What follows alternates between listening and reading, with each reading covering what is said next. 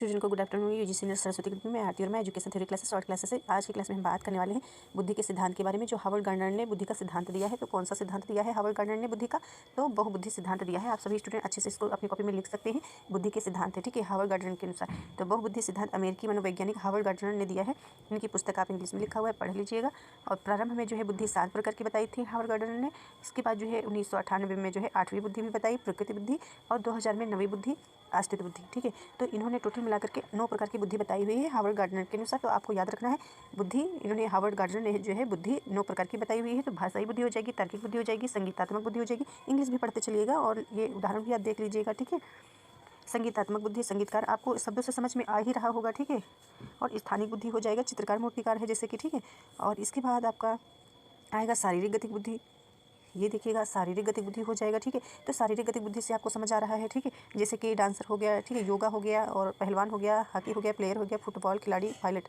तो ये शारीरिक गतिक बुद्धि हो जाता है, यानी कि जो शारीरिक गतिक बुद्धि यानी कि शारीरिक श्रम, जो जिसे क्या करते हैं लोग, इस प्रकार से समझ सकते हो। तो ये बुद्धि हो जाएगी। खेल में माहिर होते हैं, मतलब सॉरी, हॉकी प्लेयर ये सब खेल ही तो हैं, तो ये खेल में माहिर होते हैं, ठीक है। शारीरिक गतिक बुद्धि जिसमें होती है अधिक। और अंतर्बुद्धि, व्यक्तित्व बुद्धि। तो यहाँ पे ये दो आपको अच्छे से समझना है। और यहाँ पे आपको देखना है प्रकृति बुद्धि, ये आपको समझ आ जाएगा किसान जीव। और इसको नैसर्गिक बुद्धि से आप समझ सकते हैं। अस्तित्व बुद्धि एक आपका है, ठीक है, दार्शनिक चिंतक हो जाएंगे।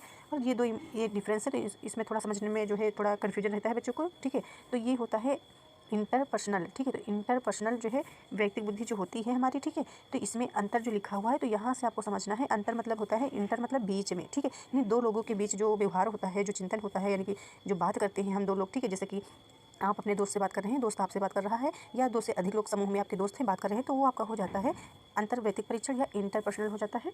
और इसके बाद आपको देखना है यहाँ पे, ये इसमें आप देख लीजिएगा राजनेता वगैरह हो जाएंगे। दूसरे व्यक्ति के व्यवहार को समझना, दूसरे के विषय में जो बेहतर समझ है, तो इसमें लैंग्वेज कठिन लिखी हुई है, ठीक है। आप इस प्रकार से समझना कि दो लोगों के बीच में जो बातें चीतें होती हैं वही इंटरपर्सनल वैयक्तिक बुद्धि होती है, ठीक है। और अंतरा वैयक्तिक यानी कि यहाँ पे जो INTRO लिखा है, तो ओ की जगह पे ए होगा, ठीक है। इंट्रापर्सनल, ठीक है, इंट्रापर्सनल इसको लिख लीजिएगा। और इसका दूसरा अंतरा वैयक्तिक लिखा हुआ है, तो इंट्रापर्सनल का मतलब होता है अंतः वैयक्तिक, ठीक है। इस प्रकार से आप लिख लीजिएगा अपनी कॉपी में, अंतः इस प्रकार से लिखा होगा, अंतः वैयक्तिक लिखा आ सकता है। तो इंट्रापर्सनल क्या हो जाएगा, तो इसमें स्वयं से बातें करना होता है, खुद से, ठीक है। जैसे कि इसमें हो जाएगा कि प्रार्थना करना या ध्यान करना, ये सब आएगा इसके अंतर्गत, यानी कि खुद से, यानी कि यानी कि खुद से बातें करना है। आप गहन चिंतन कर रहे हैं, ठीक है, कुछ सोच रहे हैं, जैसे UGC नेट आप तैयारी कर रहे हैं, तो इसके बारे में आप अपने आप से सवाल करते हैं, कैसे हमको पढ़ाई करनी है, कैसे हमको जो है नेट क्वालिफाई करना है, ठीक है। इस प्रकार से आप जो सोचते हैं, चिंतन मनन करते हैं, वही चीज़ें होती हैं इंट्रापर्सनल में, या अंतः वैयक्तिक कह सकते हो बुद्धि, ठीक है। ये अलग अलग नाम भी दिए गए हैं, योगी संत आ सकते हैं।